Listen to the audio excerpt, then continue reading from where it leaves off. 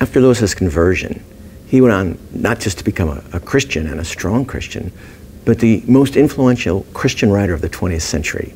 He has an ability to speak about God in a way that doesn't just talk about the imagination, but that actually uses imagination and that pulls our imagination in, which I would make the argument that without that you can't really know God. Lewis showed us through his own example as a world-class literature scholar at one of the world's premier institutions of learning what it means to have a mind of Christ and to love God with all your heart and all your mind. For Lewis, loving God with all your mind was not really just reading a book or two, but a call to be a whole different kind of person. For Lewis, this call to use your reason and your faith together was not just an intellectual pursuit, but a way of being very present in today's modern world.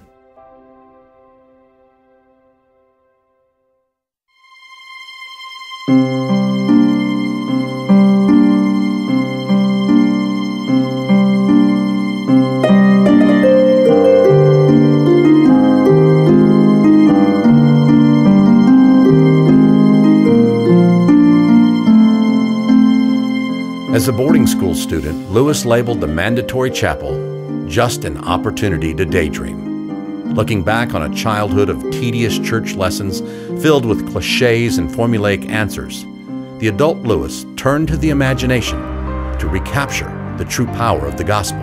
And he said that his faith became paralyzed because of what he called its stained glass associations. By recasting these elements, these spiritual truths from the gospel story, into an imaginary world, he hoped that he could, for the first time, at least for him, convey them in their true potency, their real power. Do you think I'm trying to weave a spell? Lewis writes. Perhaps I am. But remember your fairy tales. Spells are used for breaking enchantments, as well as for inducing them. And you and I have need of the strongest spell that can be found to wake us from the evil enchantment of the worldliness which has been laid upon us for nearly a century. C.S. Lewis believed that Christian imagination could expand our sense of what's possible. He believed the Christian imagination could re-enchant a world that has been disenchanted by the limited possibilities of modern science. Lewis was well aware of the power that stories created by a Christian imagination have to present understandable concepts which could be approached in no other fashion. A kind of writing that could express the inexpressible.